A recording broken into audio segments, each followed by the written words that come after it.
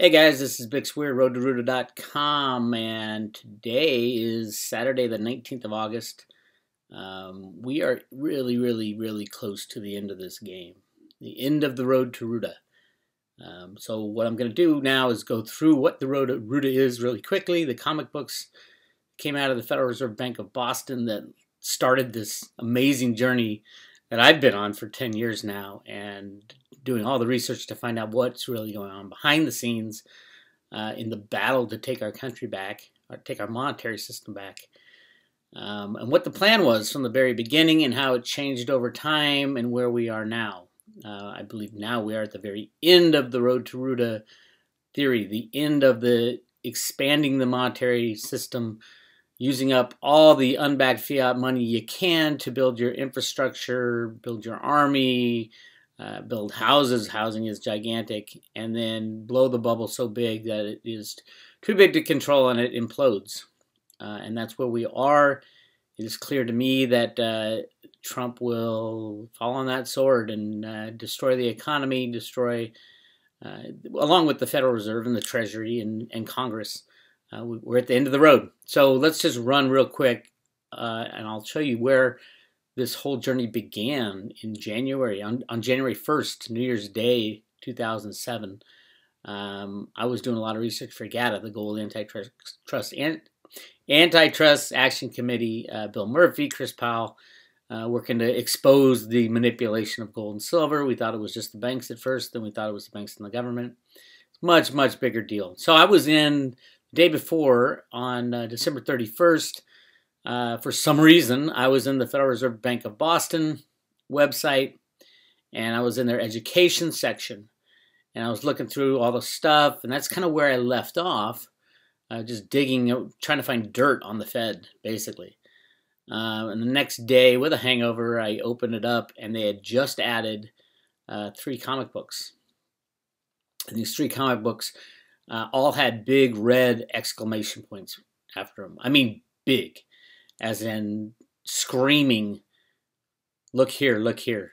They have since changed the website, but the comic books are still on the website. So if you go to the, right here, Bank of Boston, this is their website. You go to Publications, Economic Education, and you will find the original Wishes and Rainbows comic book, which is right here. I know a lot of you are saying, why would the Federal Reserve put out a comic book? They actually put out a whole bunch of comic books all throughout the 80s and 70s and 80s, kind of for kids' education on, one's called Once Upon a Dime, where dimes come from, and the monetary system and the Federal Reserve. Just really nothing exciting type of things you'll find in like every grammar school around the country back then. No big deal, but this was a big deal. This comic book actually is a re-release of an earlier comic book.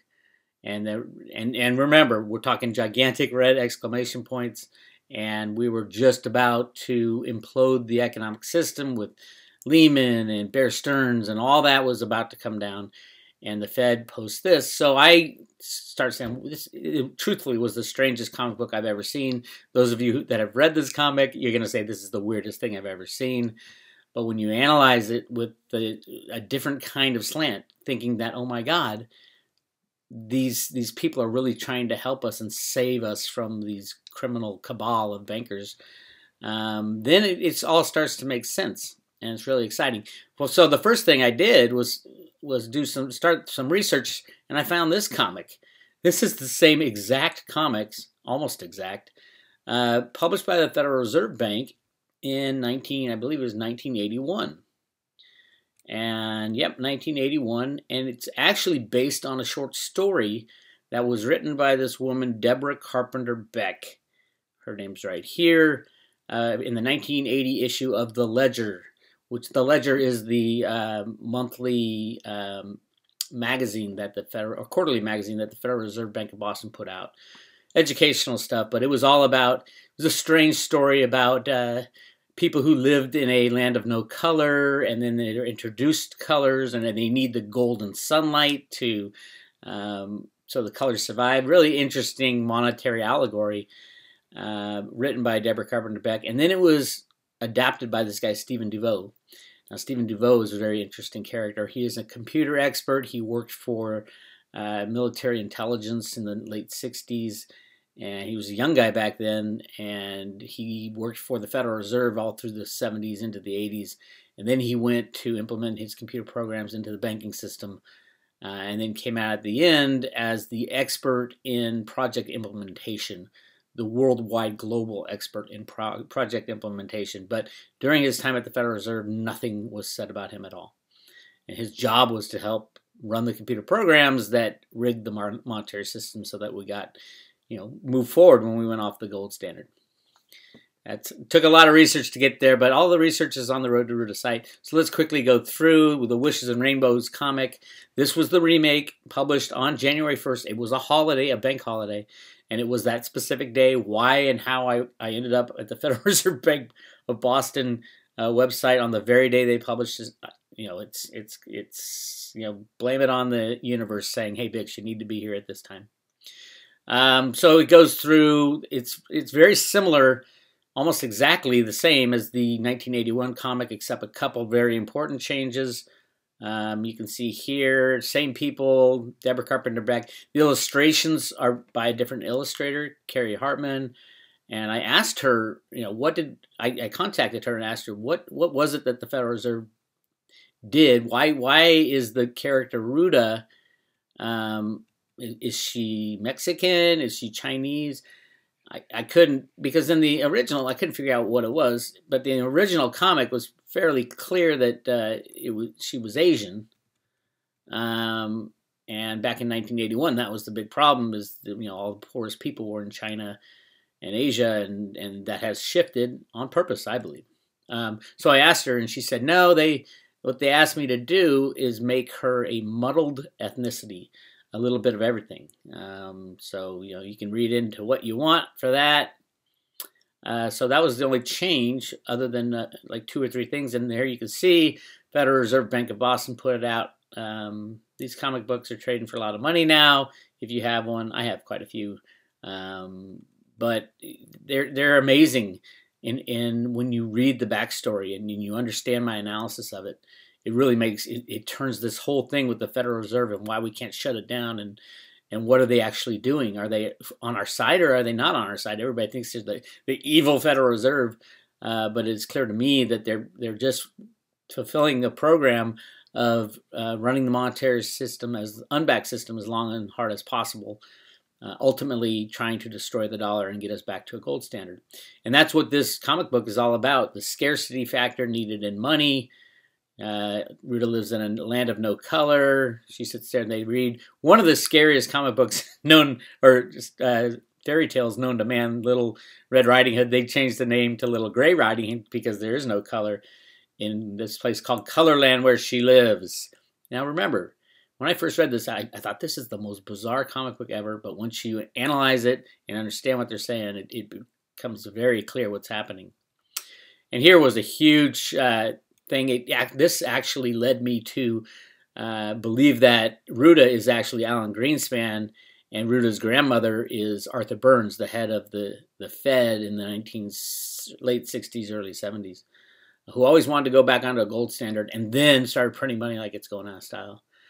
And they talk all about gold in this comic book and going back the necessary need for gold. And you can see gold is always highlighted and underlined, laying the golden egg.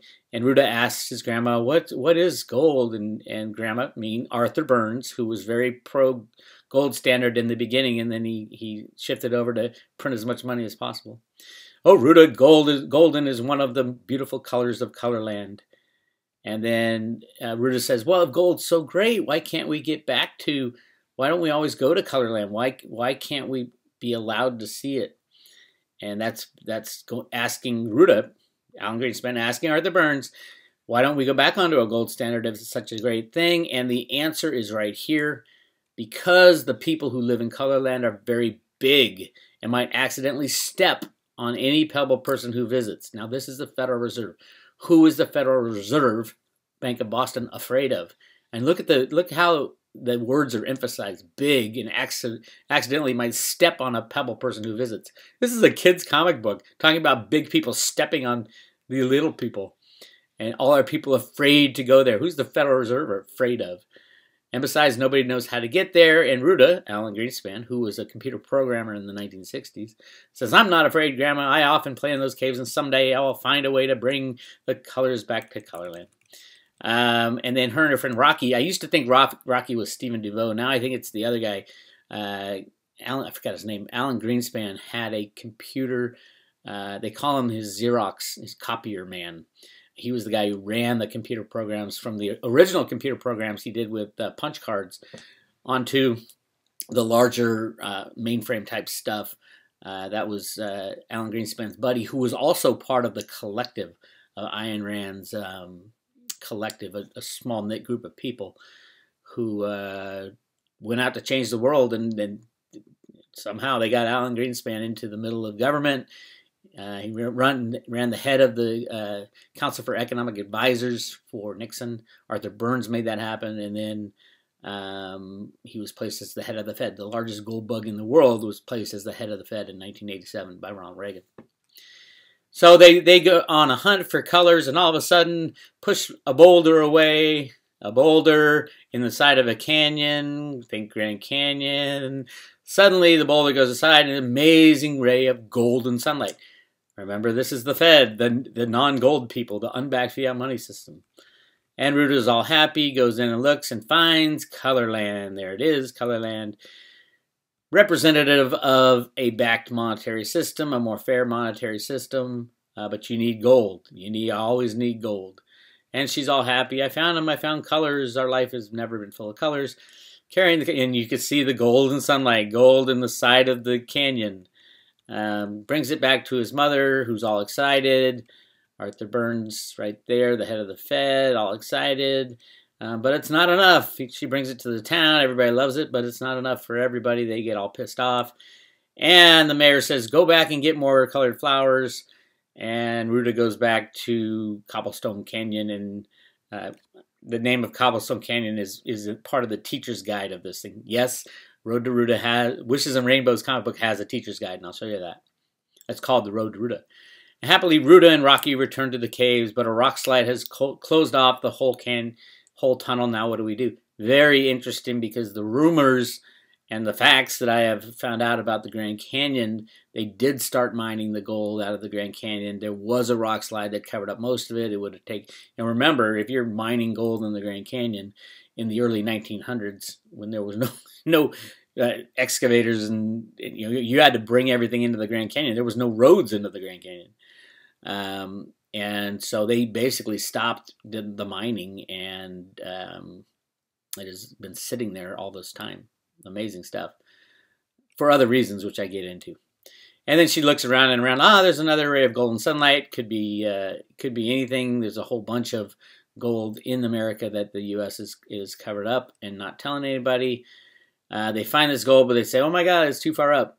This might be too far down. But again, they're trying to control the monetary system, control the amount of gold that's out there. Any way you want to interpret this, it is the most bizarre comic book you'll ever find in your life. And it gets really weird coming up. So Ruta doesn't know what to do. All the flowers are dying because there's not enough gold. And when they die, they cry black tears. Those are black tears in the water. Looks a lot like oil, if you ask me. And voila, Ruta's all sad, and then she finds these hard black tears and goes, wait a minute, if we plant these black tears, we can grow new flowers if they receive the light. That is the petrodollar, the system set up by Greenspan and all the guys in the early 1970s and Arthur Burns that set up the OPEC oil cartel. Saudi Arabia, Kissinger got Saudi Arabia to sell oil only in dollars, which caused artificial demand for dollars. And when you do something like that, voila, you get the golden sunlight and more gold flowers that you can give around unbacked fiat money. That's how they control the system. And yes, this is all in the Federal Reserve Bank of Boston comic book. And it goes on and on. The mayor says, I should get one. Everybody thinks I should get one. Greed takes over. And Ruta's mother says, Arthur Burns says to Alan Greenspan, to Ruta, You get to decide how it's allocated. Now remember, in the early days in the 1970s, not only was Alan Greenspan in charge of controlling the system when we went off the gold standard, he was also in charge of fixing Social Security, which obviously has not been done, but the whole idea was to allocate flowers, allocate the money according to who's paid in the most. So Ruta starts writing in the sand. Here's where the big change is.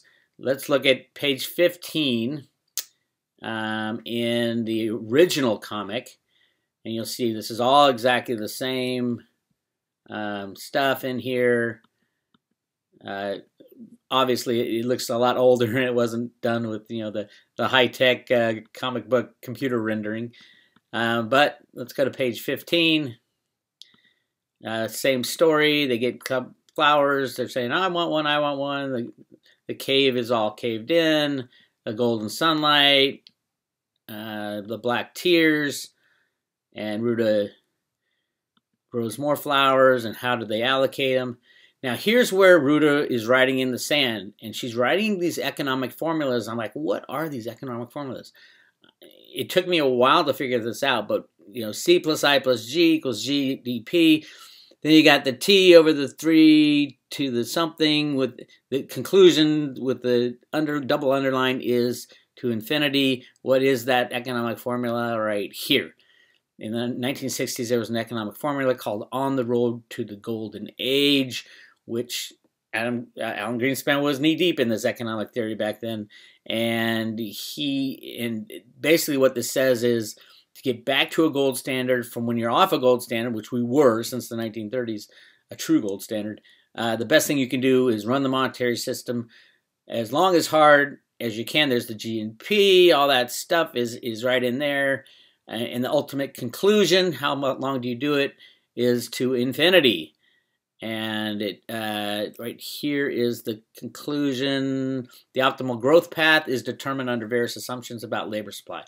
It is shown that the golden age results are obtained as time approaches infinity. And that's the formula I bought that paper actually, and that's the formula at the end with the time and the 3t over that. That's the conclusion. So that was what they're doing. They were going to run the monetary system to infinity. Now here's where it changed. And put your conspiracy hats on now. What is Ruta writing in the sand right there? In on January of 2007, what's she writing in the sand? Yeah, right there. 11. See, kind of covered up. 11 plus 9. 11 plus 9. Or 9/11. Crescent moon in the flower. Islamic State. Holy crap. I saw that and I'm like, holy crap. And after a lot of research, that is why they decided to end the continuation of this economic theory. Run the unbacked system as long and hard as you can, is because these criminal bankers had taken over.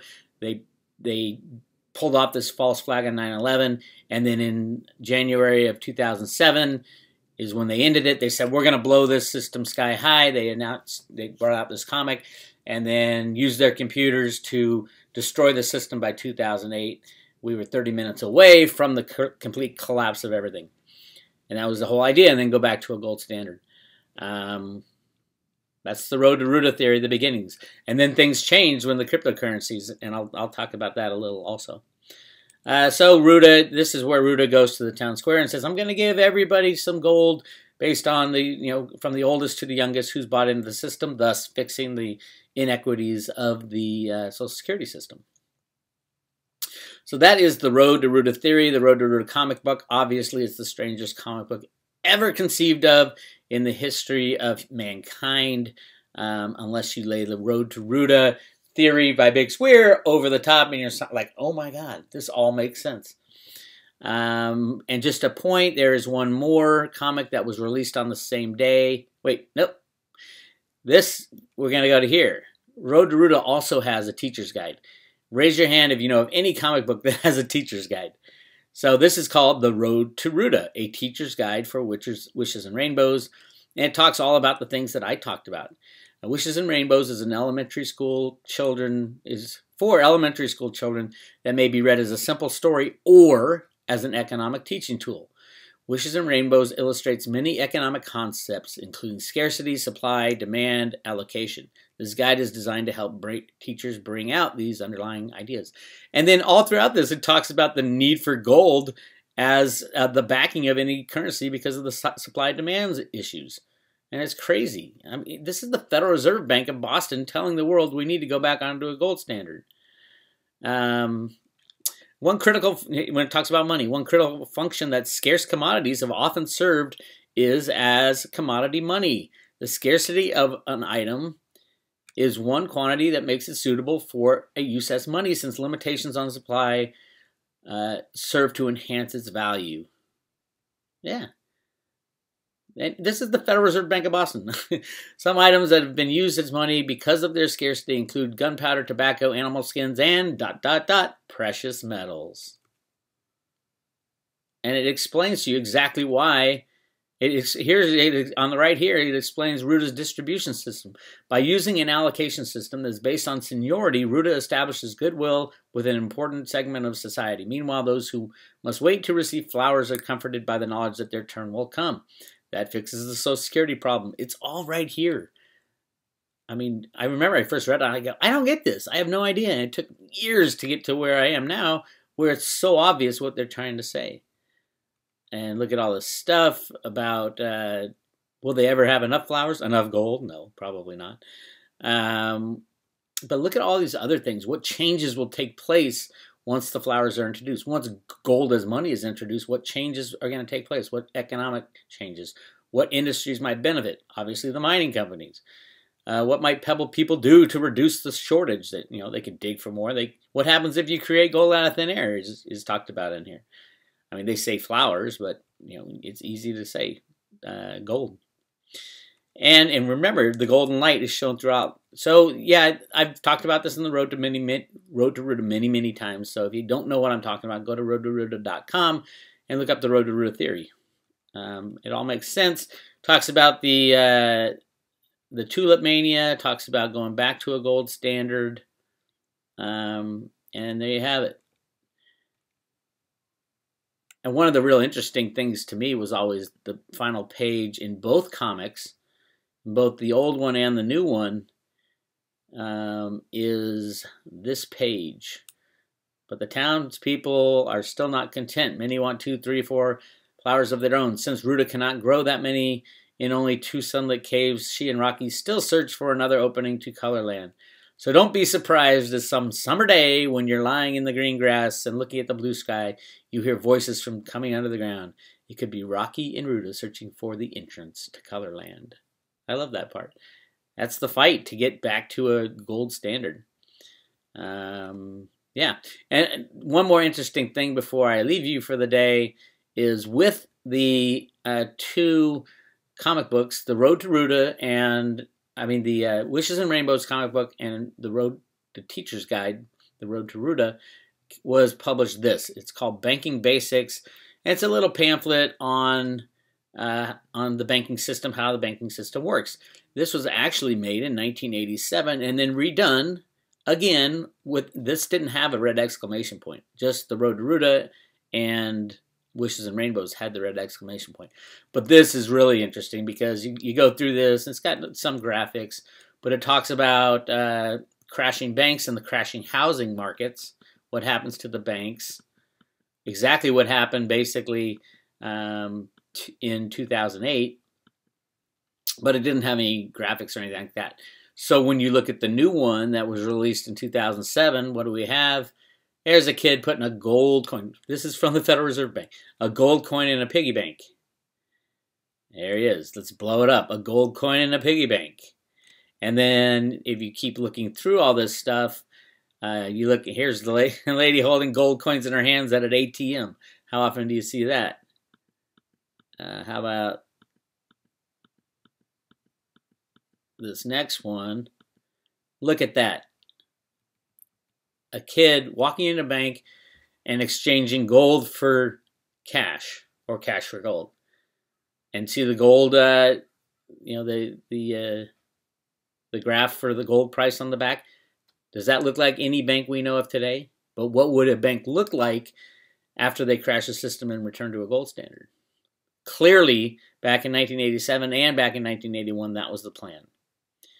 And if you still don't believe me, we'll go to this. There's a picture up here. You guys are just gonna. I mean, it seals the deal in my understanding. It talks about gold and silver in this banking basics, and then it goes into why banks fail, and it talks about an oil, a bank that financed oil companies, and then it talks about a bank. You know, when the oil price goes down, they're going to go belly up, and then it talks about the housing market banks. When those go down, it's going to go belly up, and squeezed right between those two is this: the Federal Reserve Bank, with the sun shining and the door cracked open. If you guys have ever seen the GATA photo of Bill Murphy leading the charge of the GATA warriors against the Federal Reserve, it is like a half light, half dark. All the doors are closed on the Fed, and Bill Murphy and the whole GATA gang are charging the Fed right here.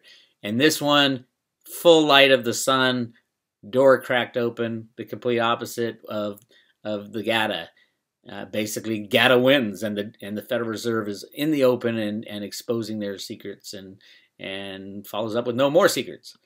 So, yeah, that's all the Road to Ruta work I've done on these comics, and then everything that's led up to then has come true. They continue to print money out of control. There's no doubt in my mind that we've hit the end, because there's no way Congress is going to stand up and approve any budget stuff now that it's so bifurcated. And we're getting to those last days, literally, and they had to show the girl in line with the gold coins in her hand, and they finish it off with this: the girl cashing in a lot of gold coins for fiat money. All right, if you want to know more, go right here, roadtoruta.com, and go to this section right here at the bottom, resources. If you go to the resources section, I got everything you want to know about everything. There's chemtrails. There's the Clinton Operation Fire Sign. That was really interesting. There's the 1912 article about all the gold in the Grand Canyon. Bitcoin articles. Deep capture if you want to know about all the rehypothecation going on in the stock market. And here's all the Wishes and Rainbow comic books. You can just download them yourself and do the homework. You don't need to do the homework. Go to Road to Ruta and I'll explain the whole thing. All the secret gold treaties, what happened on 9/11, who was involved, and why they did it. U.S. military analysis of silver, really cool stuff there. The Harry Oppenheimer, those who say there's only 180,000 tons of gold in the world are completely wrong. That was Harry Oppenheimer's number that he invented in the 1960s. Yeah, learn everything you want. This is Bix Weir. Make sure you sign up too. Go to roadtoruta.com. Put your email in here for free emails, and this stuff is going to be all over the news. I think by the end of 2018, everybody will be saying, "Oh my God, Bix Weir was right after all these years." So that'll be exciting for me, because I'm tired of getting chat on by everybody. Anyway, this is Bix. I'll talk to you later.